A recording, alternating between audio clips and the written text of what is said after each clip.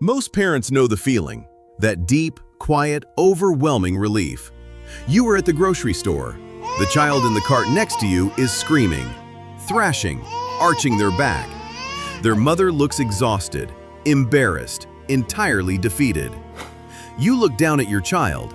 They are sitting quietly, hands folded, watching the world go by. They don't ask for the candy at the register. They don't try to stand up in the cart. You smile. You feel a rush of gratitude. You look at your child, and they are just easy. They follow instructions the first time you give them.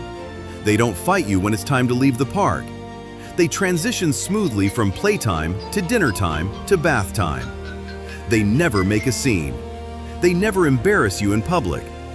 Society tells you you're lucky. Strangers in restaurants come up to your table to tell you how wonderfully behaved they are. Teachers write glowing notes on their report cards. Grandparents boast about them. Other parents look at you with a mixture of envy and awe, asking for your secret. You feel proud.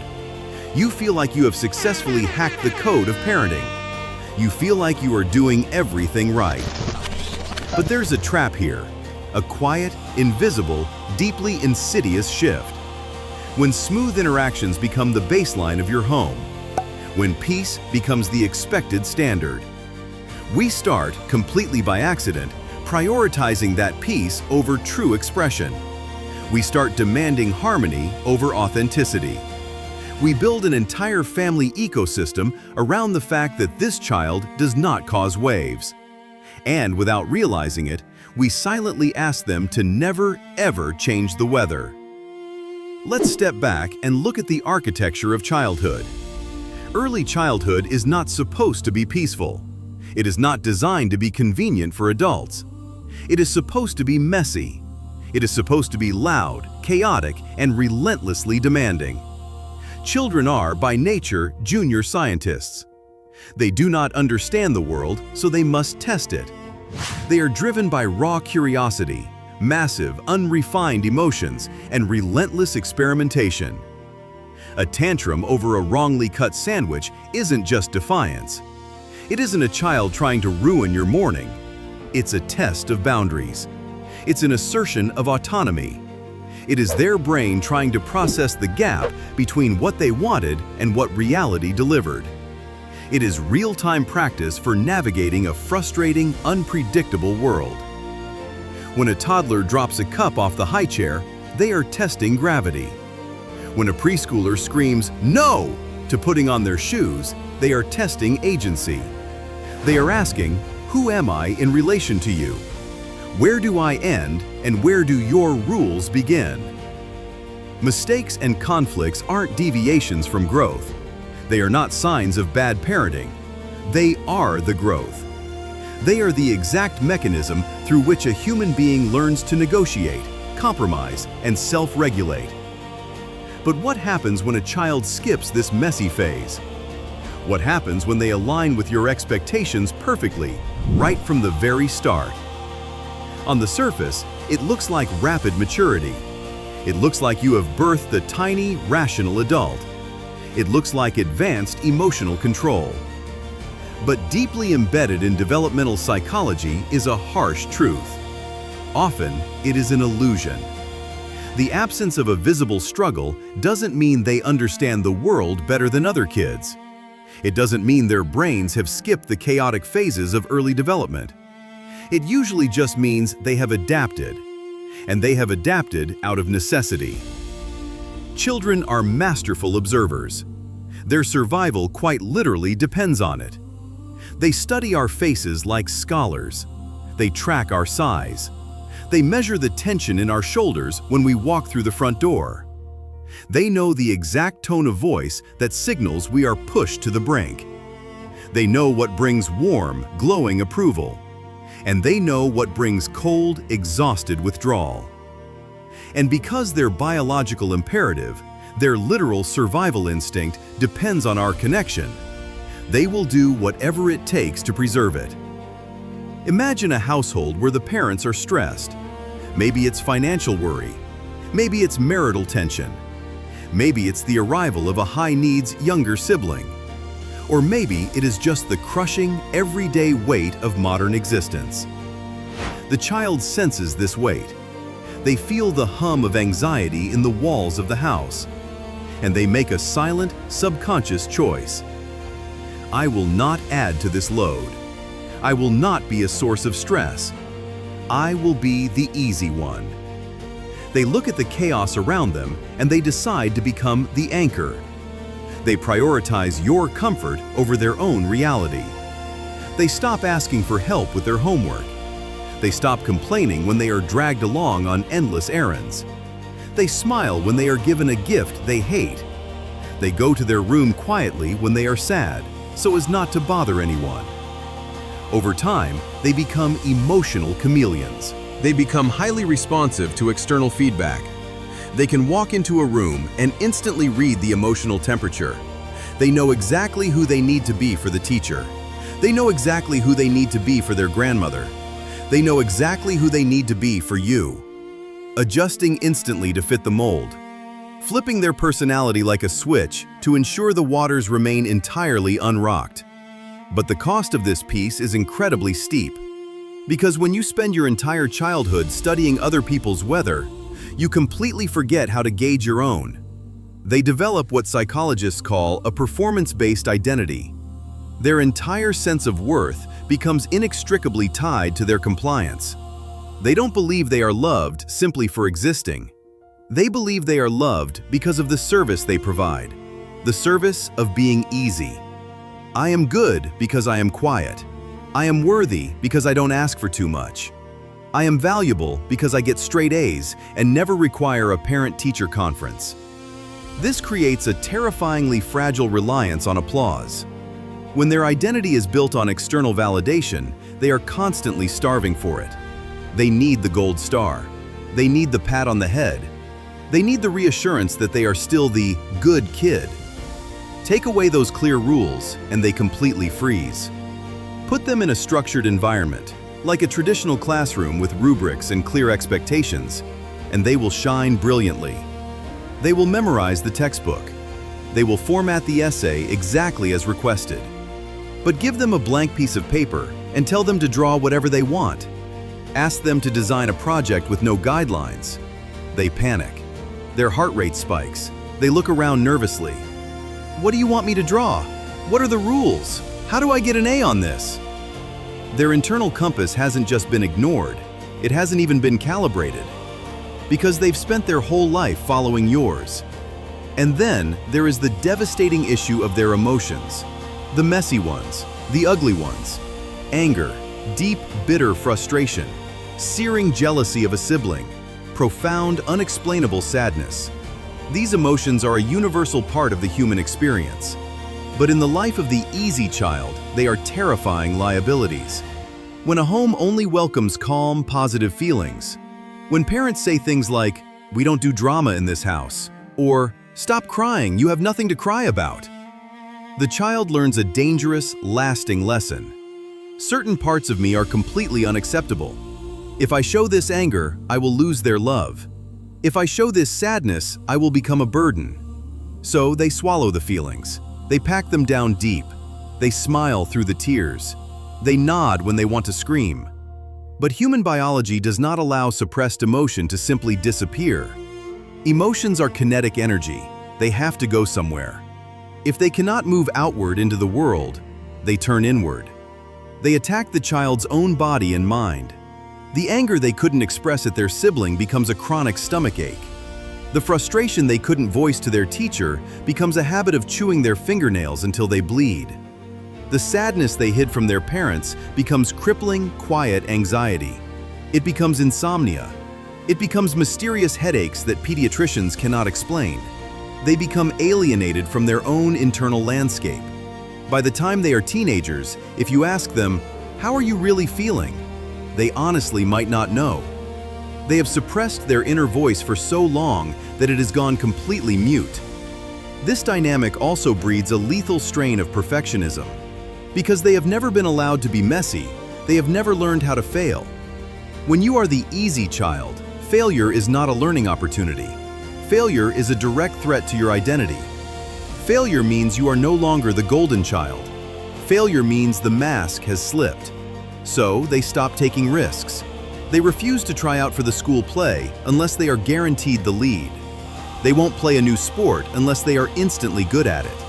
They drop hobbies the moment they hit a learning curve. Because if you never try anything new, you never fail.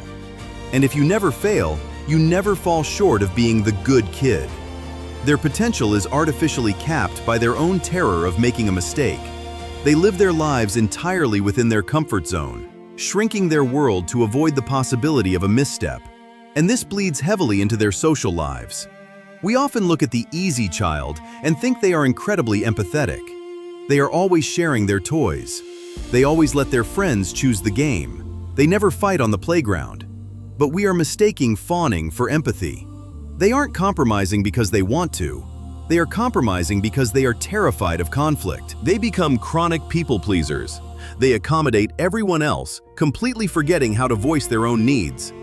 If a friend wants to play a game they hate, they say, "Sure, that sounds fun." If a classmate borrows their favorite pen and breaks it, they say, "Don't worry about it, it's fine."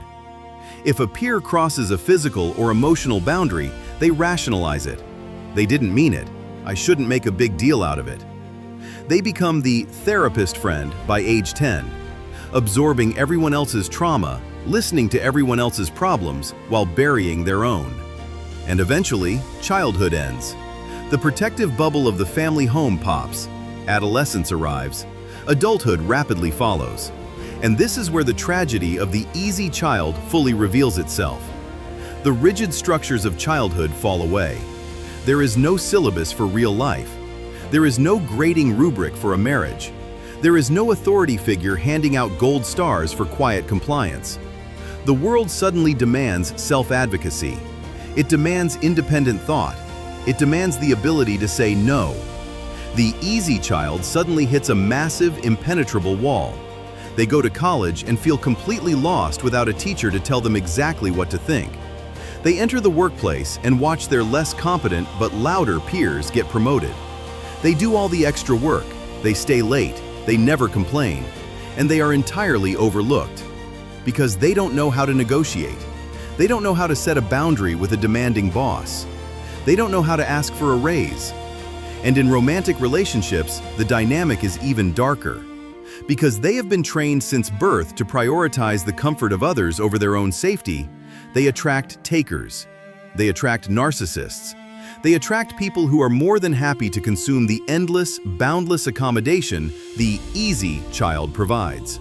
They don't know how to leave an unfulfilling relationship. They ignore massive red flags to keep the peace. Because asserting their needs, demanding respect, or walking away requires disrupting the peace. It requires causing a scene. It requires being the source of someone else's distress.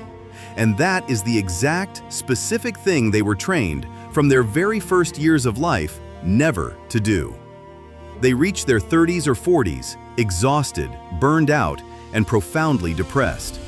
They have done everything right. They have been good. They have been easy.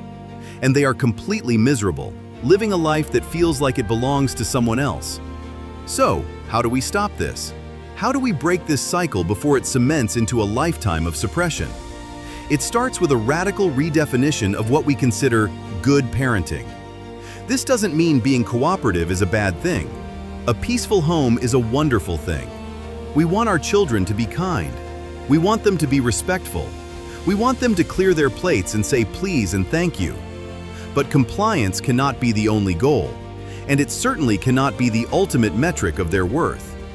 We have to deliberately, intentionally expand the menu of what makes a good child in our homes. We have to praise the process, not just the piece.